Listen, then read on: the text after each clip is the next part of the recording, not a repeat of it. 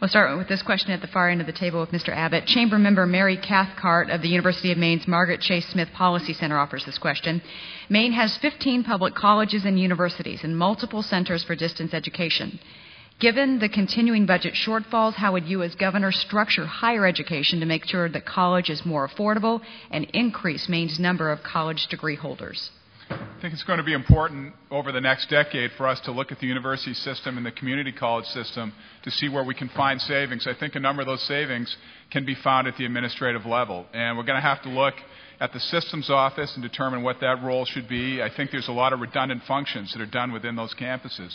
We have to look at the savings that can be found through distance learning. I think the Hutchinson Center that we have in Belfast is a model. We run that center with one administrator, and we put 1,500 students through there a year. There's things that we can do within this system. The savings are not going to be found in bricks and mortar. The savings are going to be found at the administrative level and at the functions, and that's where we've got to focus. Mr. Beardsley? As I said before, I think the University of Maine should be a freestanding institution with its own board and the like. I think we've got a challenge, and we've found a homogenization of the community college with the state colleges. There are more similarities and differences than in the past. And so when I look down in, I think at Presque Isle, where you've got Northern Maine Community College and University of Maine at Presque Isle, they're on separate campuses with separate presidents. I mean, at Hudson, on our campus, there's the Bangor Theological Seminary, the New England School of Communications, there's the offices of the Bangor Symphony. That's where I get this idea that we ought to be converging campuses. I also think we ought to be pricing differently. I think what we have kind of a flat price for everybody, rich and poor alike, more like the University of Vermont system. We ought to have a higher, say, tuition at the, and then discount much more deeply for low-income students. Mr. Jacobson? I think we're focused on the wrong problem again. Sorry, but let's focus on the product. Are our kids able to get a job in Maine when they get done with a program in Maine? And if they're not, then let's fix the program so that they are. Les talked about the sports marketing degree. It's a great example. Where are those kids going to go to school? Meanwhile, we don't have a insurance degree. 18,000 people in Maine work in back office insurance. There's no actuarial science degree in Maine. We've got to line up our education system with our businesses and emerging jobs. The other thing that's going to happen to us is distance learning in a real way. I talked to a kid that got the best degree in the world in turf management from Penn State. He lives in Colorado. He's never been to Penn State. He did the whole thing online. If you can get the best degree in the world sitting in your living room in Presque Isle, why are you going to go to UMaine Presque Isle? The point is you're not. And we're going to have to figure out how to compete in that market, not just put more money into our bricks and mortar. Mr. LePage?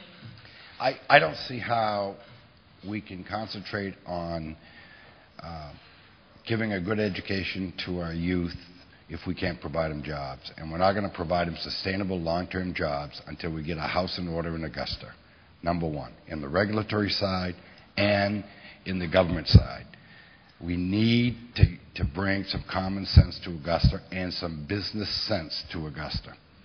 Secondly, I do agree with Bill Beardsley. I think we have a humongous system. In the system, there's an awful lot of overlap, a lot of things that can be done to reduce the system and create more capacity. Virtual education is very viable. It is going around the world, and it's very successful. I really believe that we need to get a house in order before we can set priorities for the future of our kids. Mr. Mills? I think perhaps the time has come to consolidate the community college system with the university system. I think that should be very carefully considered. And I think that new board of trustees and the new chancellor, whoever that person is, ought to be challenged with the prospect of reducing the number of duplicative campuses. I agree with Bill Beardsley on that point. That's well taken. He's an expert at consolidating campuses, and he's done very well at it. And maybe we should put him in charge of it. I don't think he wants that job. Well, I think he does. We don't run it like a business, but on the other hand, every time a chancellor has attempted to run the university like a business, the legislature, in its wisdom, intervenes and fouls up the program. But I think we need to rethink. We have more campuses than the University of California. That doesn't make a lot of sense for Maine. Mr. Otten. 60 seconds is honestly not enough time to spend on the complications of this question. Selma Botman, who's president of the University of Southern Maine, said to me in an interview that she granted me that if she had to cut any more costs, what she'd like to do is turn Lewiston into something else and turn Gorham into something else and concentrate all of her efforts on one campus where she felt she could do a good job. But that may be the answer for her school, but not for Presque Isle or Fort Kent. Let's make sure we don't make the same mistake that we made with K through 12 consolidation, where one size fits all.